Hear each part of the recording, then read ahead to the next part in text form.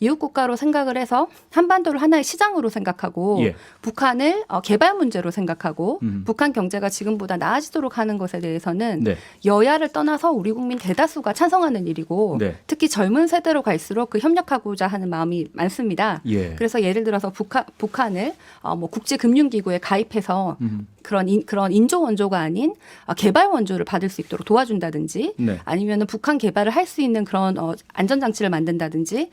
네, 표창원의 뉴스 하이킥 3부 문을 열었습니다. 뜨거운 정치 현안과 함께 대한민국을 바꿔나갈 정책 이야기를 주로 다루는 여의도 정책 발굴단. 오늘 나오신 분들 소개해드리겠습니다. 먼저 김동연 캠프의 전략기획위원장 맡고 계시는 조정훈 시대전환 의원, 그리고 더불어민주당 이재명 캠프 대변인으로 활약했죠? 네, 저희 경선 캠프가 지금 해체되었습니다. 공식적으로. 해체됐으니까. 네. 최지은 서울대 국제대학원 겸임 교수, 그리고 오늘 새롭게 모셨습니다. 국민의힘 홍준표 경선 후보 캠프의 여명 대변인 모셨습니다. 세 분 안녕하세요. 안녕하세요. 네, 여명 대변인님 오늘 처음 네. 오셨는데요. 원래 알고 계시던 사이는 아니시고요? 네, 두 분 다 처음 뵙습니다. 아, 처음 뵙습니까? 우리 청취자 여러분께 간단히 인사 좀 해주시죠. 처음 오셨으니까. 네, 안녕하세요. 국민의힘 소속 서울시 의원 여명입니다. 현재 홍준표 예비후보 캠프에서 대변인 맡고 있습니다. 잘 부탁드립니다. 네, 지금 여의도 정책 발굴단 유튜브에서 생방송 나가고 있습니다. 저희 모습 직접 보고 싶으신 분들, 그리고 댓글로 참여하시고 싶으신 분들 실시간으로 댓글 다 확인하고 있으니까요. 유튜브에서 표창원의 뉴스 하이킥 검색해서 들어와 주시면 감사하겠습니다. 먼저 그 여명 대변인께 이거 먼저 여쭙고 시작을 하겠습니다. 윤석열 캠프에서요. 홍준표 후보가 김종인 전 비대위원장에게 독대 요청을 했다, 거절당했다. 이런 이제 방송 발언이 나오고 상당히 좀 논란이 뜨겁습니다. 네, 어떻습니까? 명백한 거짓말입니다. 아, 그래요? 네, 김종인 위원장이 저희 당에서 갖고 있던 정치적 위상을 이용해서 네. 경선판을 호도하는 행위라고 봅니다. 아하. 윤석열 캠프의 불안함의 발로라고 보고요. 네. 대선 후보가 되고 나서 김 위원장님이 당을 돕고 말고의 문제는 당대표인 이준석 대표와 논의할 문제라고 보고 사실 이 김경진 전 의원의 발언이 상습적입니다. 아하. 지난번에도 2차 컷오프 경선 결과가 공개가 되지 않는 것이고 네. 미확인 수치가 그러다 보니까 돌았는데 그런 가짜 수치를 이용해서 마치 윤석열 후보가 큰 격차로 뭐 홍준표를 누르고 뭐 경선을 1위로 통과했다라는 식의 여론을 호도한 적이 있거든요. 네. 상습적입니다. 그 당시에는 이후에 공개적으로 사과했었죠? 사과하지 않았습니다. 아, 그런가요? 아하, 알겠습니다. 자, 뜨거운 정치 현안 한 가지 더 좀 짚어보죠. 정부에서 노태우 전 대통령 장례를 국가장으로 치르기로 결정했습니다. 이에 대해서 반대하는 목소리도 좀 있고요. 이 결정 어떻게들 보실까요? 최지은 대변인님 어떻게 보세요? 네, 뭐 이미 결정한 것이니까요. 사실 노태우 전 대통령께서는 좀 과오들에 대해서 좀 깊은 용서를 구했다는 그런 모습을 보이셨고, 네. 뭐 또 분단의 아픔을 해소하기 위해서 노력을 하신 것을 기억합니다. 네. 당시에 91년, 92년도에 한국의 그 냉전 체제에도 냉전 상황이 지속되는 한반도 상황에도 불구하고 러시아를 비롯한 북방 외교를 좀 빨리 수교하시고 빨리 하신 것에 대해서는 저희가 좀 인정해야 되지 않을까. 그래서 그냥 고인의 명복을 빕니다. 네. 조정훈 의원님 어떻게 보십니까? 저는 가족장이 더 적당했다고 봅니다. 가족장이 적당했다. 왜냐하면 네. 그 고인 남긴 유언이 검소하게였습니다. 검소하게 해달라. 고인의 유지를 받드는 게 제일 맞았고요. 네. 노태우 전 대통령은 전두환 대통령은 아니라고 생각합니다. 예. 전두환 대통령의 경우는 전 죽었다 깨도 국가장을 할 수는 없다고 생각합니다. 네. 네, 그럼 뭐 제가 명백하게 말씀을 드릴 수 있습니다. 예. 다만 노태우 대통령은 우리 최지은 교수님이죠. 이제는 대변인 아니시고 말씀하신 것처럼 공과 사가 분명하고 또 마지막 유언이 무한 책임을 지고 사죄한다라고 하셔서 네. 정부가 통합 차원에서 아마 국가장을 결정할 것 같은데요. 네. 뭐 반대할지는 않겠습니다. 다만 알겠습니다. 선호는 가족장이었다. 네. 여명 대변인께서는요 어떻게 보십니까? 네, 저는 모든 대통령이 걸어온 삶의 발자취마다 공과 과가 있다고 봅니다. 하지만 우리 국민의 집단 지성이 매 필요한 시기에 필요한 역할을 해줄 대통령을 선출해 왔다고 저는 생각을 하는데요. 네. 아까 대변인님 말씀해 주신 것처럼 먼저 노태우 대통령께서 민주화의 물꼬를 튼 것도 사실이고 또 북방 외교를 통해 우리나라의 국제 무대에서의 운신의 폭을 대폭 넓혔습니다. 그리고 사회복지 제도의 확대를 통해서 그러니까 성장한 부가 또 서민들에게까지 분배될 수 있도록 한 부분들이 있습니다. 그래서 저는 우리 국민이 노태우 대통령 역시 우리나라의 한 때를 대표했던 대통령으로서 좀 리스펙트 해주는 그런 마음으로 국가장을 바라봐줬으면 하는 생각이 있습니다. 네. 전두환 대통령은 어떻게 생각하십니까? 저는 여기서 답변할 문제는 아니라고 생각합니다. 네. 아니 그 논리대로 하면 전두환 대통령도 국가장을 해야 된다는 논리인데 당선됐기 때문에. 이런 내용이 있어요. 법 중에 내란죄로 실형을 받은 인물은 현충원에 안치될 수 없다. 하지만 국가장에 대해서는 그런 조항이 없습니다. 그렇기 때문에 노태우 대통령 역시 문재인 대통령의 재가로 지금 국가장을 치르고 있는 것인데 전두환 대통령에 대해서는 그때 가서 또 당시 대통령과 또 국민들의 판단이 있겠죠. 네, 지금 말씀하신 게 국가장법에는 결격 사유에 대한 조항이 없고요. 국립묘지법에는 있기 때문에 현충원 안장은 안 되고 그러다 보니까 오늘 송영길 민주당 대표가 법 개정하겠다, 예, 국가장법에 대한 개정을 하겠다 이런 얘기를 한 상황이죠. 뭐 저는 뭐 그 말씀하신 전두환 대통령에 대한 그러니까 향후 문제뿐만 아니라 지금 현충원에도 좀 우리 생각에 그렇게 현충원에 묻힐 만한 분들이 아닌 분에 대한 파묘까지도 사실 우리 당이 좀 할 일이라고 생각을 합니다. 또 그 논란이 되는 많은 예, 그 네. 부분은 다음에 안건이 되면 또 네. 논해 보기로 하고요. 오늘 또 뜨거운 현안 하나가 불거졌죠. 홍준표 국민의힘 대선 경선 후보가 이재명 후보는 제가 대통령이 되면 반드시 구속된다. 그건 정치 보복도 아니다. 이렇게 얘기를 했습니다. 여명 대변인께서 혹시 좀 부가 설명해 주실까요? 그러니까 이재명 후보를 보면요. 네. 유동규의 구속으로 드러난 점이 유동규가 이재명 후보와 결제 라인에 있었고 상하관계에 있지 않았습니까? 그래서 유동규의 구속을 뜻하는 바는 유동규와 이재명은 범죄 공동체임을 암시한다라고 저희는 보고 있고요. 유동규에 대한 수사 결과가 이재명 후보의 죄목에 대해서 말해줄 거라고 봅니다. 대장동 게이트에 대한 국민 분노가 심각한데 저는 그 국민 분노를 바로 알려준 것이 바로 민주당의 3차 경선이었다고 봐요.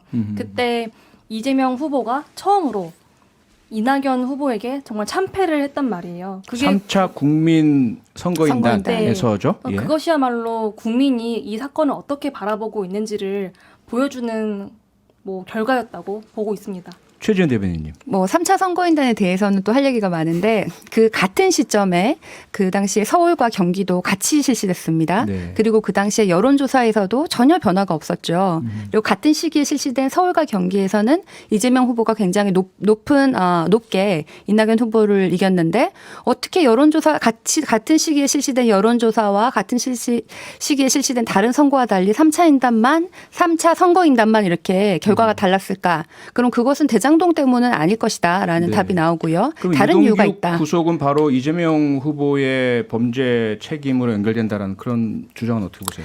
그거는 뭐 지금 손준성 검사가 구속된다고 하면 네. 그럼 뭐 윤석열 후보가 책임이 있다는 거랑 마찬가지인 거고 지금 이재명 후보가 돈을 받았느냐가 드러나야 되는 거잖아요. 근데 그런 사실이 전혀 없고 그러면은 곽상도 의원은 지금 드러났는데 그럼 그 당시에 국민의힘 당대표도 죄가 있는 거죠. 그 당시에 국민의힘과 관련됐던 분들도 죄가 있는 거고요. 그래서 돈을 받은 사람들이 누군지 그리고 지금 수사가 진행되고 있고 아무것도 드러난 것이 없는데 구속 얘기를 하는 거는 네.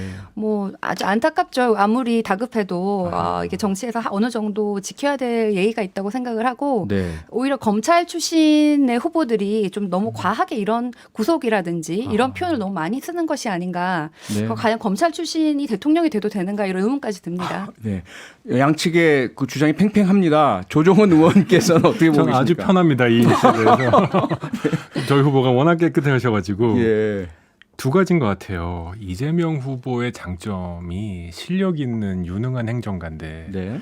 저는 이 대장동 사건을 보면서 유능한 행정가가 아닐 수 있겠다라는 생각합니다.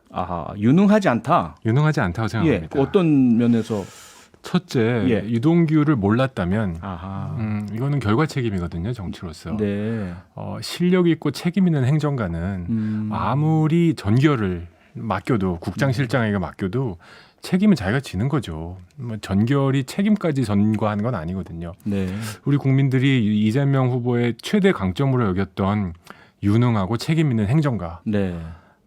라면 이 문제를 이렇게 대응해서는 안 된다고 생각합니다. 아하. 저는 거기서 굉장히 큰 의문점이고요. 네. 아니라고 생각이 들고 홍준표 후보의 말씀은 저는 더 이해가 안 갑니다. 더 이해가 안 간다. 네. 대통령이 되시겠다고 하는 건데 예. 구속 여부는 사법권입니다. 음. 행정부의 수장이 할 얘기가 아니에요. 네. 얘를 구속시켜라. 이건 옛날에 왕이나 하는 얘기잖아요. 법원의 발부에 의해서 대통령이 이루어진 거니까요. 영향을 전혀 미치면 안 되죠. 검찰이 기소하고 이거에 따라서 그 사법부가 판결해야 될 문제를 네. 행정부의 수장이 되면 구속시킨다라고 하는 게 네. 사법부에 영향을 미치겠다는 소리인데 예. 이럴 수는 없죠.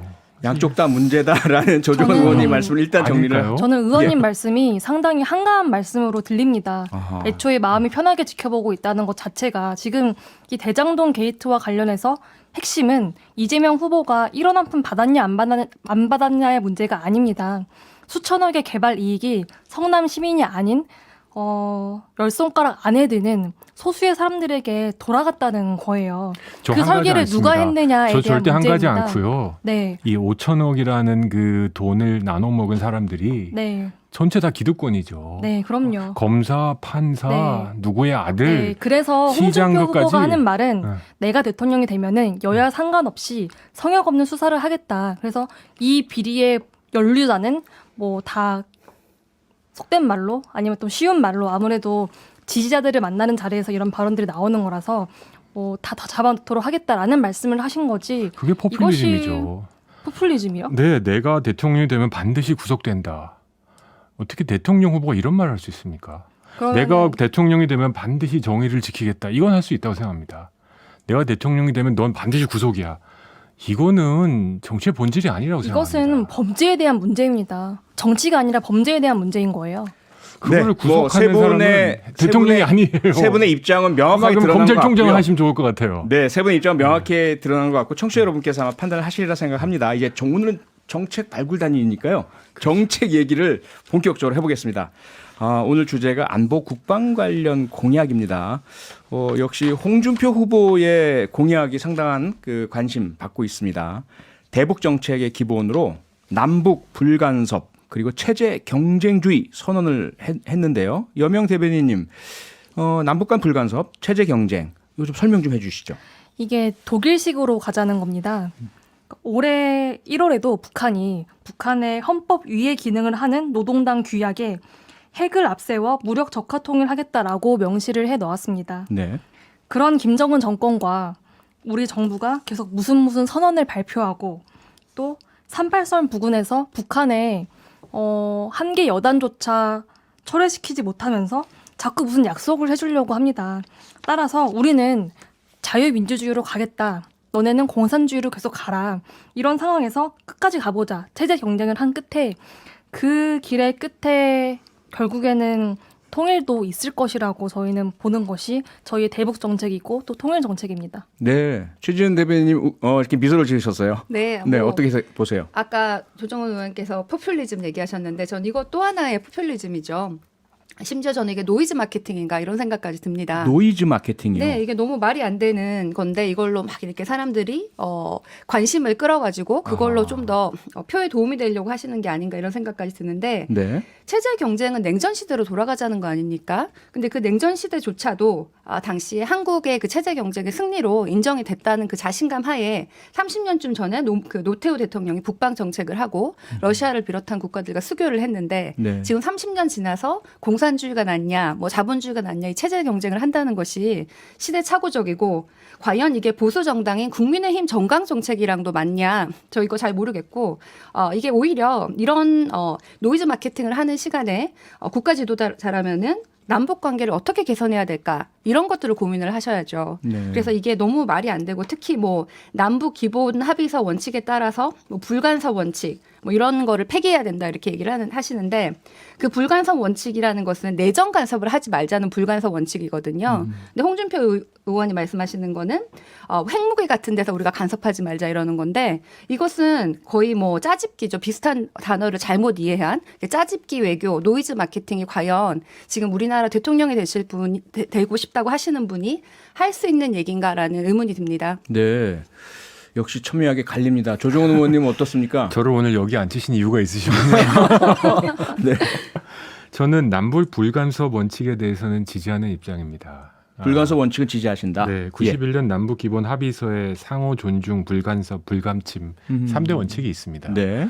저는 국가 간의 약속은 정말 하늘이 무너지지 않는 한 지키는 것이 외교에 도움이 된다고 믿습니다. 예. 남북 간에 합의한 원칙 중에 하나인 불간섭 원칙은 전 지지합니다. 1991년 노태우 대통령 때 맞습니다. 체결된 거죠? 네, 예. 네. 근데 다만 체제 경쟁주의라는 거는 아까 우리 우리 대변인님께서 말씀하신 것처럼 남한은 자유민주주의로 북한은 공산주의라고 하셨나요? 끝까지 한번 가보자. 그럼 거기 통일이 있을 거다라고 하는데 네. 제가 통일연구소 소장을 4년 했거든요. 아, 예. 체제 경쟁이 아직도 진행되고 있다고 생각하는 사람은 거의 없습니다. 아, 한 가지 사례는 네. 북한 드라마를 제가 학생들한테 보여드렸는데요. 예. 10분을 못 가요. 재미없어서. 너무 지루해서. 다들 핸드폰 보고 계세요. 예. 남북을 그 판문점을 열어도 북한에 올라가서 살겠다는 우리 청년들 거의 없을 거라고 생각합니다. 가볼 수는 있겠죠. 호기심에. 예. 근데 거기서 주저앉을 사람은 없다고 생각합니다. 즉 체제 경쟁은 이미 끝났다. 뭐 국민 소득부터 시작해서 네. 국가의 위상에서 그럼 체제 경쟁을 다시 시작한다는 게 무슨 의미일까? 라는 전 질문 좀 의문이 듭니다. 제가 이해를 못할 수도 있겠죠. 예. 그래서 불감섭은 맞는데 체제 경쟁을 다시 시작하자. 뭐 국방에서 그런 의지인가? 아하. 좀 질문을 드려보고 싶습니다. 이거는. 네, 잠깐 정리하자면 세 분 다 1991년 남북 기본 합의서 원칙 이건 동의하시는 것 같아요. 그래서 네. 상호 존중 불간섭 이 부분은 유지하자. 그런데 이제 갈리는 부분이 체제 경쟁이란 부분 같은데요. 여명 대변인 어떻습니까? 우선 저는 이재명 후보의 대변인 입에서 포퓰리즘 발언이 나온 것 자체가 좀 재밌다고 생각을 합니다. 네. 죄송합니다. 그리고 지금 냉전 시대로 돌아가자는 거냐 이꼬르 이재명 후보께서 즐겨 사용하시는 표현대로 지금 전쟁하자는 거냐라고 하는데 아까 말씀하신 대로 이 북한의 헌법보다 위에 있는 노동당 규약에 남북 적화 통일 그것도 핵을 이용한이라고 명시를 해놓고 있고 올해 들어와서도 그리고 지난 한 달 동안 무려 3번의 미사일 무력 도발을 했고요. 혹시 작년에 북한에서 우리 공무원을 해상에서 쏴 죽이고 불태운 그 사건 언제인지 기억하십니까? 기억하십니까? 날짜 기억하는 분 안 계실 것 같은데. 적어도 예. 그게 언제 일어난 일인지는 기억해야죠. 네. 우리 공무원이 세금 내고 이 땅에서 살아가는 우리 공무원이 북한에서 해상에서 쏴 죽임을 당하고 불태워졌어요. 이것도 모르시면서 이것에 대한 문제의식도 없이 지금 우리의 대북 군사 경쟁력을 강화하자 이러한 주장에 대해서 대통령이 할 주장이 아니라는 주장을 하는 것이 저는 맞지 않다고 봅니다. 아니, 저는 그러니까 체제 경쟁주의가 군사를 강화하겠다는 뜻입니까? 저희 대북 정책 그리고 네. 국방 정책의 일환으로 네. 말씀을 드리고 설명을 드린 겁니다. 네. 아니, 저는 군사력을 강화해서 자주 국방을 하자 이거는 합리적인 주장일 수 네, 있다고 그것이 생각합니다. 저희의 공약이에요. 예. 그럼 어쩌면 어휘가 네. 체제 경쟁이라는 건 네. 누가 더 좋은지 경쟁하지 않는데 이미 이겼는데 우리가 네. 또 경쟁할 필요는 없잖아요. 그런 의미였습니다. 알겠습니다. 네. 국방력 강화 그리고 상호 간의 불간섭 뭐 이런 식의 그 의미라고 이해를 하겠습니다. 상당히 좀 그 날선 토론이 되어 가긴 했었는데요. 여기서 잠시 저희 광고 듣고 바로 돌아오도록 하겠습니다. 네, 여의도 정책 발굴단 지금 유튜브로 생중계되고 있습니다. 유튜브로 저희 모습 보고 싶으신 분들 또 댓글로 참여하시고 싶으신 분들 유튜브에서 표창원의 뉴스아이킥 검색해서 들어와 주시면 감사하겠습니다. 오늘은 국방 안보 분야 정책 중심으로 이야기를 나누고 있는데요. 워낙 홍준표 후보가 선명한 정책을 냈기 때문에 홍준표 후보 정책 중심으로 토론을 이어가고 있습니다.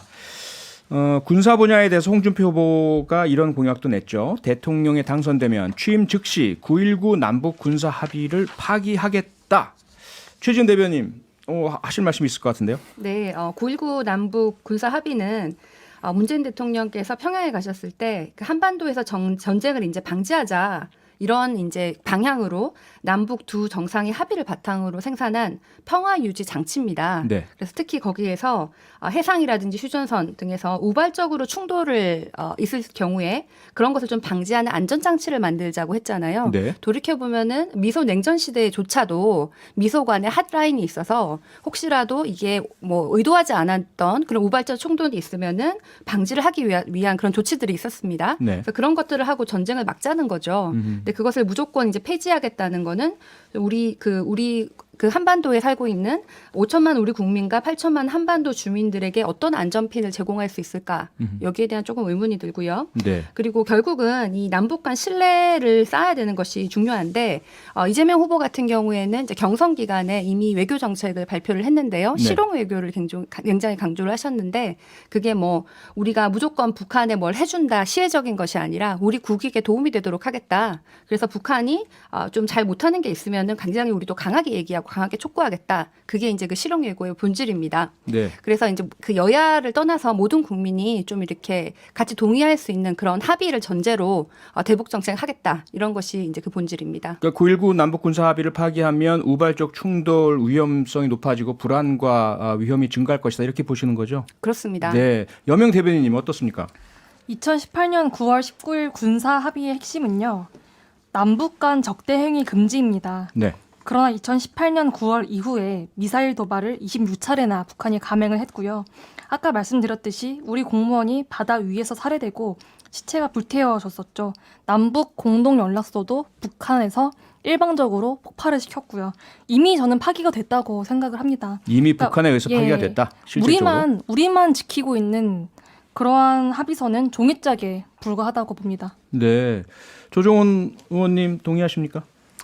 이게 그 양측이 합의한 문서를 파기하겠다는 거는 쉽게 말할 얘기가 아니라고 저는 생각합니다. 네. 여명 대변인님 말씀이 맞습니다. 실질적으로 북한이 이미 파기했다고 해도 할 말 없습니다. 여러 차례 위반 행위를 했다. 뭐 네. 명백하죠. 그리고 예. 그에 대한 정부의 대응이 미진했다는 건 저는 100%, 200% 동의합니다. 특히 우리 군사가 목숨을 잃었을 때 저는 정말 지구 끝까지 따라가서라도 복수를 한다라는 그런 이스라엘의 정신이 참으로 부러웠습니다. 국민보호. 다만 이게 정말 외교 정책을 위한 정책이었냐 아니면 표를 얻기 위한 정책이었냐.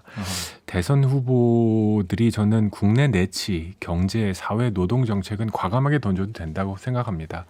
다만 외교, 한반도 정책은 좀 조심스러울 필요가 있다. 왜냐하면 한 번 잘못 나가면 이게 걷잡을 수 없이 나가기 때문에 네. 외교 문제에서는 좀 조심스럽고 특히 아주 강조하지만 전 정부, 전 정권에서 맺은 조약을 파기한다는 공약은 우리 정부는 국가의 신뢰의 문제. 네. 마치 지금 좀 논쟁이 될 수 있습니다만 위안부 문제에 대해서 우리가 지금 한번 논쟁을 지금 일본과 겪고 있고 예. 그들이 피해자인데 우리가 지금 마치 잘못한 것이 같이 돼서 너나 나나 똑같이 잘못했어. 뭐 이런 프레임에 걸려들었거든요. 그래서 전 정부가 합의한 거를 재검토할 수는 있지만 네. 무조건 파기한다. 아하. 이래버리면 이제 다음은 누가 하면 또 누가 파기한다. 네. 그러면 국가의 신뢰에 문제가 있을 수 있다. 이거 좀 조심스럽게 접근하는 게 좋겠다. 여명 대변인님, 대한민국의 국가의 신뢰 문제가 있다는 건 어떻게 보세요? 북한이 신뢰를 지켜야 할 정상 국가라고 보고 있지 않고요. 논리적으로 저는 맞는 말씀이라고 생각을 해요. 네. 단 그 대상이 정상 국가일 경우에는 지금 핵 균형이 무너진 지 한참 된 상황입니다. 강자가 배려하는 것은 배려예요. 하지만 약자가 배려하는 것은 그건 굴종이라고 보고요. 우리가 약자다. 지금 군사적으로는 그렇죠. 군사적으로 우리가 네, 약자다. 그렇기 때문에 우리가 이 9.19 우리만 지키고 있고 우리의 발목을 잡고 있는 이 조치는 조속히 폐기를 하고 네. 우리 스스로를 지킬 수 있는 자위권을 조속히 회복하는 것이 그러한 노력이 필요하다고 봅니다. 네. 최지은 대변인님, 이미 9.19 남북 군사 합의를 북한 측에서 여러 차례 위반하면서 실질적으로 파기가 되었다. 그리고 우리가 군사적 약자인데 그런 군사적 강자인 북한의 그런 행위에 대해서 침묵하고 받아들이고 있는 것은 굴종이다. 어떻게 보세요? 뭐 아까 말씀드린 것처럼 이재명 후보의 그 실용 외교 정책 발표에서 대북 정책 관련해서는 북한이 잘못하는 것에 대해서는 강하게 얘기하겠다라는 말씀을 이미 하셨습니다. 네. 그게 이제 노무현 대통령의 외교 정책을 계승하면서도 보완하겠다는 의지를 보인 것으로 보이고요. 북한이 신뢰 부족 좀 합의 정신에 위배되는 행태를 한 것은 맞습니다. 저도 예. 인정을 하는데 그렇다고 군사 합의를 폐기해가지고 이 폐기한다고 선언해서 우리가 얻는 게 뭔가 도대체 이런 안전장치를 없애서 우리 기분 나빠 이렇게 없앴다고 오히려 그걸 너네가 더 잘 지켜라고 얘기하는 것에 비해서 우리 국가에 도움되는 실익이 뭔가라는 것은 좀 의문이 듭니다. 우리에게 실익이 뭐냐? 조종훈 의원님, 국가의 신뢰가 상대에 따라 달라져야 한다. 잘 어기는 그런 불량 상대를 향해서도 우리만 신뢰 지키면 그게 원칙이냐라는 그런 말씀 어떻게 보세요? 그건 이제 약간 코에 걸면 코걸이, 귀에 걸면 귀걸이가 될 수 있습니다. 네. 마음에 안 드는 국가하고 불량 국가는 좀 다른 거고요. 아하. 엄연히 우리 정부가 주선해서 유엔에 동시 가입한 상대입니다. 예. 저는 아까 그 긍정적인 말씀을 드린 게 홍준표 후보님이죠, 아직은. 네. 그 남북 불간섭과 체제 경쟁주의에서 체제를 인정한다는 전제가 있다고 생각했어요. 아. 북한을 체제로 인정하니까 경쟁을 하는 거다. 네. 존중. 네, 예. 저는 이거는 제 개인적인 견해. 왜냐하면 김동연 후보의 남북 정책은 지금 최종 조율 중이라. 네. 저 개인적으로는 이웃 국가로 오늘 주장합니다. 이웃 국가. 예, 좋은 이웃으로 그 대신 국가로 인정하자. 네. 올해 통일연구원에서 통일이 안 되더라도 왕래가 자유롭고 정치적, 경제적 거래 교류를 자유롭게 할 수 있으면 통일과 다름없다라는 거에 동의한 분이 65%가 넘습니다. 예. 네, 그래서 저는 북한을 좋은 이웃 국가로 만들어 나가는 게 통일 정책의 핵심이다라고 생각합니다. 이웃 국가로 만든다는 것은 헌법 개정을 포함하는 겁니까? 그런 가능성도 있습니다. 아, 그렇습니까? 예. 상당히 혁신적인 제안 같은데요. 아직 그게 그 성안돼서 발표된 건 아니죠? 저와 시대전환은 공식적인 정책이고요. 네. 김동연 후보의 남북 정책은 지금 최종 검토 중입니다. 검토 중이시고요. 예.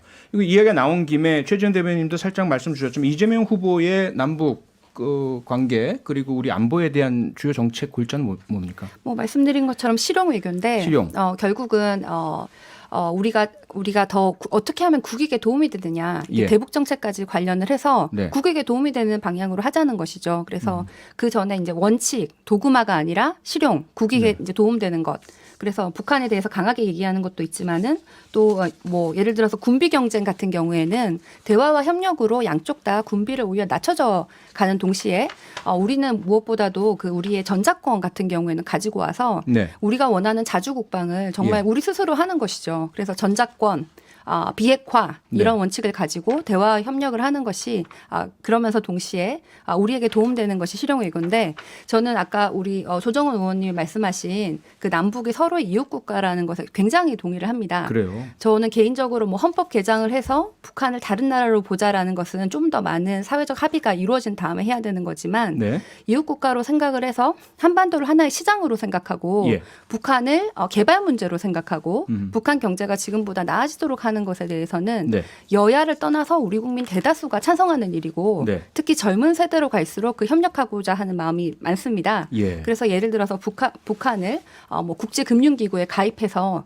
그런 인조 원조가 아닌 개발 원조를 받을 수 있도록 도와준다든지 네. 아니면은 북한 개발을 할 수 있는 그런 안전장치를 만든다든지 예. 그런 것들에 대해서 이재명 캠프에서 충분히 논의했고 네. 지금 우리가 공식적으로 발표는 하지 않았지만 경선 그 공약집에는 어느 정도 반영을 했다 이렇게 말씀드릴 수 있습니다. 네.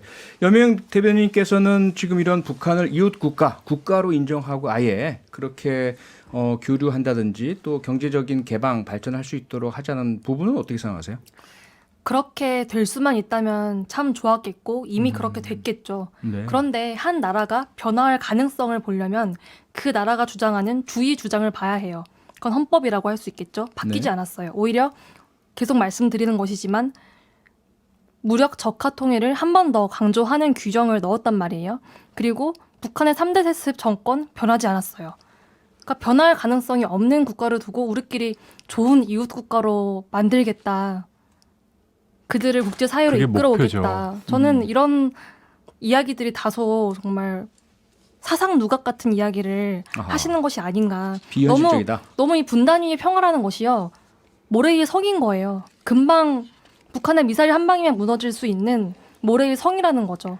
그 제가- 점을 좀 인식해 주셨으면 좋겠습니다. 제가 아마 여명 대변인보다 그 인식의 깊이는 좀 깊을 수도 있습니다. 왜냐하면 통일연구원 박사 그렇지만은 하시고 않습니다. 저 4년 박사 동안 아니고요. 대표하셨어가지고요. 아니요. 네. 저는 우리나라보다 더한 분단의 현장에 있어 봤거든요. 네. 제가 이스라엘 팔레스타인 네. 중재도 해봤고요. 네. 코소보라는 발칸반도의 독립도 시켜봤습니다. 적성 국가랑도 주고받을 게 있을 수 있습니다. 적성 국가라고 담만 쌓고 서로 총만 겨누는 게 아니라. 그렇네요. 네. 제가 맨 제가 말을 좀 초반에 마무리하면 네. 적성 국가라는 거 저는 인정합니다. 그리고 북한이 갖고 있는 헌법은 우리에게 위협적이고 실질적인 위협입니다. 그래서 제가 가드를 내리자는 소리가 아닙니다. 저는 다음 주제이기도 하지만 자주국방 전적으로 찬성합니다. 그렇다 하더라도 교류는 할 수 있는 겁니다. 교류는 할 수 있는 겁니다. 적성 국가락도 얼굴도 못 보겠다, 말도 섞지 않겠다. 이거는 외교의 원칙이 아니죠. 실리라고 하셨지 않습니까? 동독과 서독의 교류를 어떻게 했는지 아시지 않습니까? 왜 동독과 서독 모델을 우리가 100% 따라야 됩니까? 우리 한반도에 맞는 모델을 만들면 안 될까요? 지금 통일을 이룩한 국가잖아요. 한쪽은 공산 통일을 한 베트남이 있을 수 있고 그 다음엔 가장 성공한 통일 방식으로 독일이 있을 수 있기 때문에 저는 독일보다 더 멋지게 통일할 수 있다고 네, 생각하는데 그렇게 우리가. 하면 되고요. 네. 제가 말씀드리는 부분은요. 네. 그때 독일이 항상 약속을 받아내고 지연을 해주고 그건 거래 인정. 물꼬를 섰습니다. 맞습니다. 그렇게 해야 하는 거죠. 그런데 저는- 그리고 잠깐만요. 네. 죄송합니다. 이제 독일은 또 한 가지는 뭐냐면 서독의 경우는요. 동독도 그렇지만 정책을 막 왔다 갔다 바꾸지 않는 건 더 잘 아시지요. 정권이 바뀌어도 통일 정책만큼은 쭉 갔습니다. 근데 우리는 이게 정권이 바뀌면 다 뒤집습니다. 모든 합의 파기하고 모든 조약 파기해버리면 북한이 우리를 우습게 알지 않겠습니까? 5년만 지나면 또 바뀔 네. 수도 있고. 알겠습니다. 이거 진짜 큰 저희는 문제입니다. 문재인 정권의 대북 정책을 종북 정책이라고 규정하기 때문에 북한을 이렇게 하는 종북 정책이라고 규정하기 때문에 폐기를 말씀드리는 거예요. 그러면 이쪽에- 워낙 우리는 네. 뭐그 보수 진보 간의 시각차가 크다 보니까요. 정권 교체가 의미하는 게 또 상당히 크겠죠. 아주 큰 논의라서 지금 남은 시간 동안 다 논의가 안 될 것 같아서 이 문제 살짝 짚고 넘어가야 될 것 같습니다. 많은 분들께서 기다리고 계시는 부분이기도 하고요. 이산가족 상봉동 인도적 교류 문제 여명 대변인님 이 부분은 어떻게 좀 보고 계세요? 김대중 정부 시절에 처음 햇볕 정책을 시도한 것 아니겠습니까? 저는 예. 그 시도 자체는 매우 좋았다고 생각을 해요. 하지만 아쉬운 것은 저희는 지원을 하면서 38선 앞에 사단 1개 물러나게 하고 또는 북한의 일정한 재래식 무기를 없애게 하는 식으로 전 지원이 가야 했다고 믿어요. 하지만 지금 어떻게 됐습니까? 우스갯소리로 네티즌들이 하는 말이 있습니다. 쌀이 핵으로 돌아왔다. 기적의 언금술이다. 이런 말까지 나오고 있습니다. 네. 그러니까 이 얘기는 북한 인권을 위해 북한 주민에게 들어가야 했던 그런 지원들이 북한 정권을 유지하고 북한 정권의 그런 군을 양성하는 데만 쓰였다는 그런 말이거든요. 네. 그러니까 그런 비판을 반대하시나요, 아예? 봤을 때 예. 인도주의적 지원은 음. 투명하고 우리가 검증할 수 있도록 하는 지원이 가능하다면은 그렇게 해야지만 그것이 보장되지 않고 아하. 저것이 김정은의 뒷주머니에 들어갈 수 있는 그런 인도적 지원은 명분상 민도적 지원이고 북한 주민에게 도움이 되지 않는다고 생각을 합니다. 투명하고 다만- 검증 가능한. 예, 다만 이산가족 상봉 문제는 네. 그분들이 상봉을 했을 때 지금 한 번 보고 또다시 영원히 보지 못하게 된 상황에 놓이는 정말 가슴 미어지는 상황인데 네. 이 부분은 정말 대통령이 되어서 대통령이 판단을 하고 결정을 해야 할 문제라고 봅니다. 아주 신중하게 들어가야 되겠죠. 신중하게. 네. 네. 최지은 대변인님. 뭐 저는 제가 개인적으로 홍준표 의원의 뭐 정책에 좀 동의하지 않는 게 많지만 네. 그럼에도 불구하고 다양한 의견을 다 새겨들어야 된다고 생각하고요. 예. 결국은 우리가 원하는 것은 우리 국민들이 반으로 나눠지는 것이 아니라 네. 서로 합의를 이룰 수 있는 그런 대북 정책을 하겠다는 겁니다. 아하. 그래서 충분히 들을 면이 있고 다만 이제 안보 딜레마라는 얘기가 있는데 네. 내가 군비를 늘리면 상대도 늘리고 또 늘리고 이러다 보면은 결국은 양쪽 다 손해가 되는 거죠. 네. 그리고 우리가 이명박 박근혜 정부에서 제재와 압박을 통해서 문제 해결 추구했고 다른 방향 해봤지만 그때 그때도 별로 진전이 없었죠. 그래서 뭐 우리가 문재인 정부에서 저는 잘한 게 많다고 생각을 하지만 더 보완해야 된다고 하면 허심탄회하게 얘기를 해야 되고 네. 이재명 후보가 말하는 실용 외교가 예. 그 한 가지 답이 될 수 있고 또 아까 말씀하신 것처럼 스냅백 우리 비핵화도 어느 정도 단계적으로 비핵화하면은 우리가 제재를 해제하는 방식으로 예. 이렇게 조금씩 단계적 제재를 뭐 푸는 것이 아까 오히려 홍준표 의원이 말하신 거랑 좀 예. 공감대가 있는 부분인 것 같아요. 네. 그래서 국민의 합의를 찾을 수 있는 방법으로 우리가 좀 다 같이 좋아하는 그런 네. 대북 정책을 만들어 나갈 필요가 있다는 생각이 듭니다. 국민적 합의와 국가적 실익 이것이 핵심이다라는 말씀이시고요. 조정훈 의원님 마지막으로 말씀 주시죠. 싫어하실 수도 있겠지만 전 인도적 지원의 시대는 끝났다고 생각합니다. 아 그래요. 북한도 안 받고요. 네. 이제 필요도 없습니다. 어허. 저 실향민의 아들입니다. 네. 저희 할머니 평양에서 오셨는데요. 끝까지 이산 가족 상봉 안 하셨어요. 아. 왜냐하면 북한 애들한테 돈 주기 싫다고 인용한 겁니다. 네. 이런 분 있으십니다. 그렇게 네. 있으시죠. 가족이 네. 그렇게 가라고 돈 있다고 해주겠다고 보시라고 친척 지금 이제 소천하셨는데요. 네. 저는 인도주의적 지원이 이 남북 관계를 뚫는 방법은 이제 지났다. 아까 실용이라고 말씀하셨는데 이제는 저는 아주 거칠게 얘기해서 비즈니스를 해야 된다고 생각합니다. 비즈니스 북한과 북도 남도 이제 선수가 나와서 서로 주고받고 무시하지 않고 비즈니스를 상대를 하자. 국가는 국민의 안전을 지키고 뭐 재산 몰수 이런 거 엄격하게 대응해야죠.